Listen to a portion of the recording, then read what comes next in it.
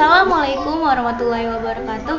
Halo semuanya, perkenalkan nama saya Fitri Aryani dari kelas 11 IPA 2. Di sini saya akan menjelaskan materi matematika keminatan kelas 11, yaitu garis kuasa. Apa sih garis kuasa? Garis kuasa adalah himpunan tempat kedudukan titik-titik yang mempunyai kuasa yang sama terhadap dua lingkaran, mempunyai rumus yaitu L1 dikurangi L2 sama dengan 0. Nah, sebelum masuk ke materi, saya akan menjelaskan beberapa kedudukan titik terhadap lingkaran. Kedudukan titik terhadap lingkaran itu ada 3.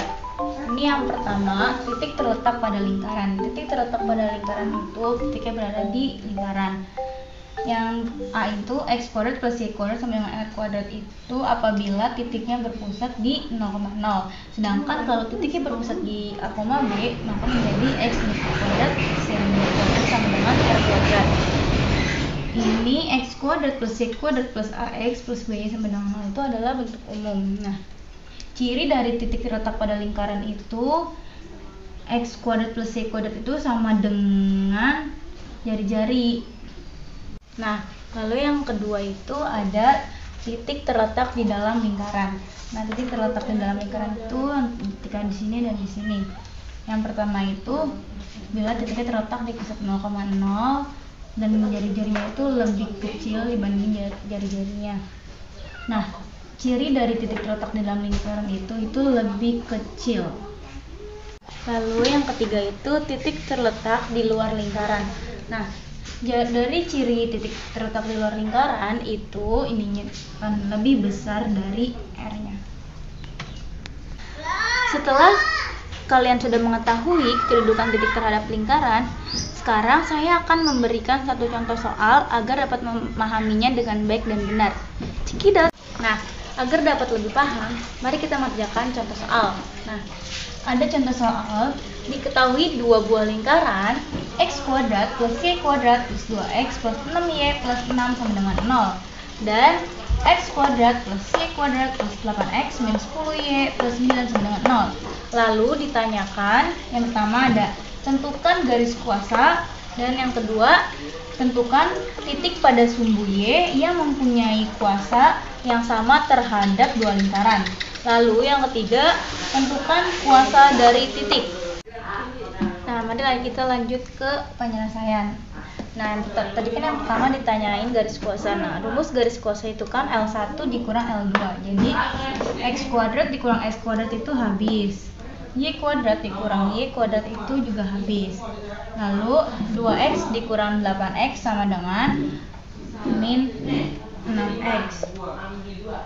Lalu 6 dikurang min 10 yaitu plus 16 ya. 6 dikurang 9 yaitu min 3 sama dengan 0. Nah, kita lanjut ke penyelesaian yang kedua yaitu mencari sumbu y. X sama dengan 0. Min 6x plus 16y min 3 sama dengan 0. Lalu x kita masukin sama dengan 0. Jadi min 6 dikali 0 plus 16y min 3 sama dengan 0. Berarti min 6 dikali 0 itu hasilnya 0 menjadi 16y sama dengan min 3 pindah ke sini menjadi positif 3. Lalu y sama dengan 3 min 16 pindah menjadi per, jadi 3 per 16. Karena tidak dapat disederhanakan lagi, jadi hasilnya y sama dengan 3 per 16. Maka titiknya itu 0,3 per 16. Lanjut yang soal ketiga yaitu ditanyakan kedudukan titik terhadap lingkaran. Nah, titiknya itu 0,3 per 16 terhadap lingkaran pertama. Boleh juga terhadap lingkaran kedua karena nilainya sama saja. Nah, lingkaran pertama itu x kuadrat plus y kuadrat plus 2x plus 6y plus 6 sama dengan 0. Lalu kita masukkan saja nilai x-nya itu 0 dan nilai y-nya itu 3 per 16. Berarti 0 kuadrat plus 3 per 16 kuadrat plus 2 dikali 0 plus 6 dikali 3 per 16 plus 6 sama dengan 0.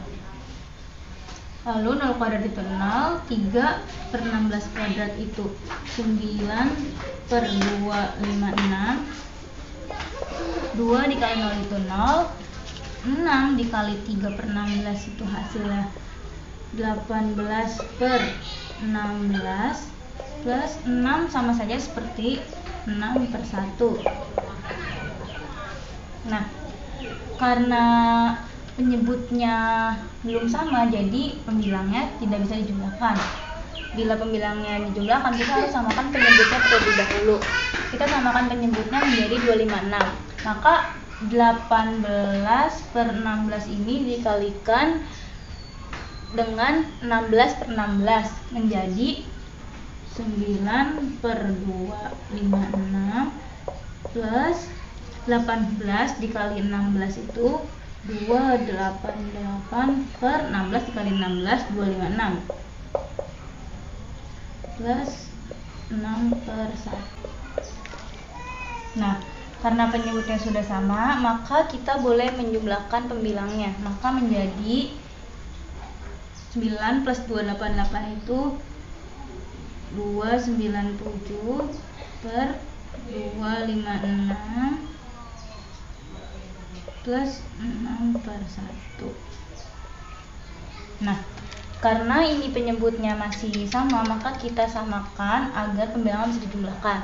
Maka 6 per 1 ini dikalikan dengan 256 per 256. Maka hasilnya menjadi 297 per 256 adalah 1536 per 256. Nah, karena penyebutnya sudah sama, maka kita bisa langsung jumlahkan pembilangnya.